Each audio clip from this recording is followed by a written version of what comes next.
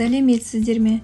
Бүгін біз аппараттық қамтамасыз ету бөлімінің мобильді құрылғылардың сипаттамалары тақырыбын өтеміз. Бүгінгі сабақта біз мобильді құрылғының не екенін білеміз, мобильдік құрылғылардың түрлерімен танысып, сипаттамаларын салыстырамыз. Балалар, ойланып көрейікші, мобильді құрылғылар арасындағы айырмашылық қандай деп ойлайсыңдар?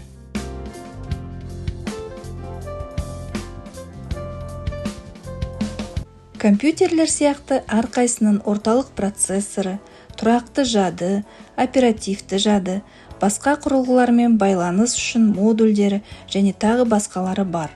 Бірақ мобильді құрылғылардағы процессорлар жеке пайдаланылмайды. Басқа компоненттермен бірге процессорды құрайтын кристалдағы жүйе ұғымы бар. Мысалы, графикалық үдеткіштермен бір микросхемада орналасқан. Мобильді құрылғылар негізінен қалта компьютері болып табылады. Мобильді құрылғылардың санатына айтарлықтай шағын, өзімен алып жүруге болатын кез келген электрондық құрылғы кіреді. Смартфондар өзіне ұялы телефонның сөйлесу мүмкіндіктері мен қалта компьютерінің интернетке шығу, файлдармен жұмыс істеу, пошта тәрізді мүмкіндіктермен біріктірілген гибрид болып табылады. Смартфонның ұялы телефоннан айырмашылығы оның операциялық жүйесі болады. Планшеттер ноутбуктер сияқты портативті, бірақ олардың өзіндік ерекшелігі бар. Оларда арнайы планшеттер үшін жасалған программалар іске қосылады. Мүмкіндіктері ұқсайды, бірақ ноутбукты пайдаланумен бірдей емес. Планшеттер смартфоннан сәл үлкен және шағын ноутбуктың көлеміне дейін әртүрлі пішінде болады. Электронды кітап электрондық нұсқада ұсынылған мәтіндік ақпаратты тамашалау мүмкіндігін беретін мамандырылған ықшам планшеттер.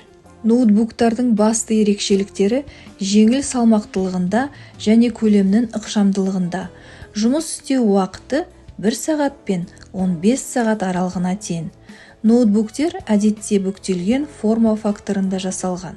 Ноутбук экранды, пернетақтаны және сенсорлық тақтаны тасымалдау кезінде қорғау үшін бүктелген.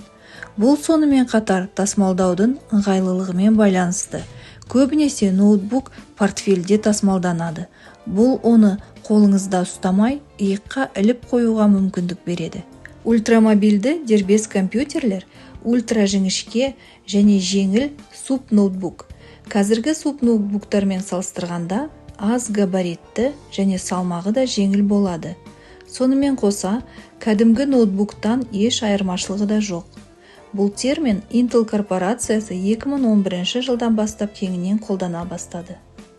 Нетбук өнімділігі салыстырмалы түрде төмен, негізінен интернетке шығуға және кеңсе бағдарламаларымен жұмыс істеуге арналған шағын ноутбук. Оның экранының диагоналі 7-12 дюйм.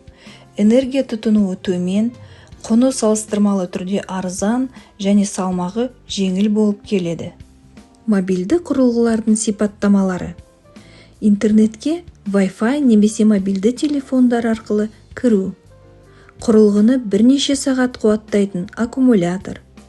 Ақпаратты енгізуге арналған физикалық немесе экрандық пернетақта. Бір қолмен ұстап жүру және екіншісімен манипуляциялау мүмкіндігін беретін шағын көлемі мен салмағы.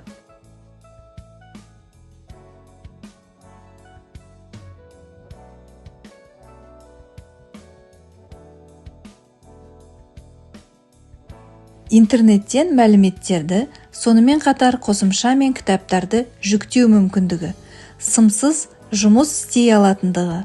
Көптеген жағдайларда мобильді құрылғылар 3 түрлі сипаттамалармен анықталады. Портативтілігі, шағын көлемі, сымсыз байланысы. Мобильді операциялық жүйе, смартфон, планшет және басқа мобильді құрылғыларға арналған операциялық жүйе. Мобильді операциялық жүйенің артықшылықтары. Дербес компьютерге қарағанда кез келген жерде қолдануға және алып жүруге болады.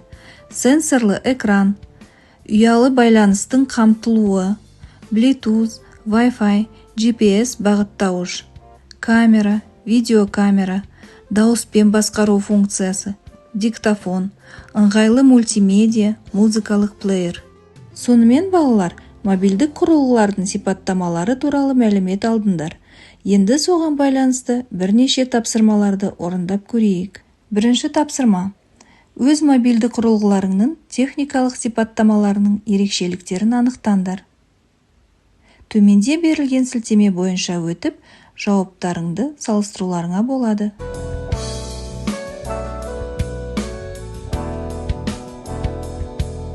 Екінші тапсырма. Android операциялық жүйесіне свод талдау жасаңдар. Видеоны тоқтатып қойып, тапсырманы орындаңдар.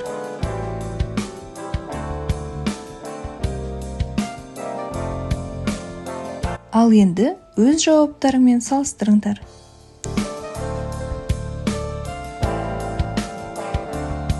Бүгінгі сабағымыздың рефлексиясы чек-лист деп аталады.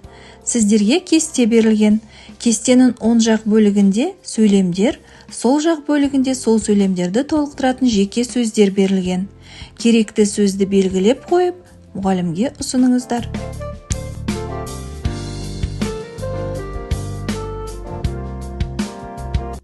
Үйге тапсырма. Оқулықтың 88-ші бетіндегі мобилді құрылғылар сөз жұмбағын шешу.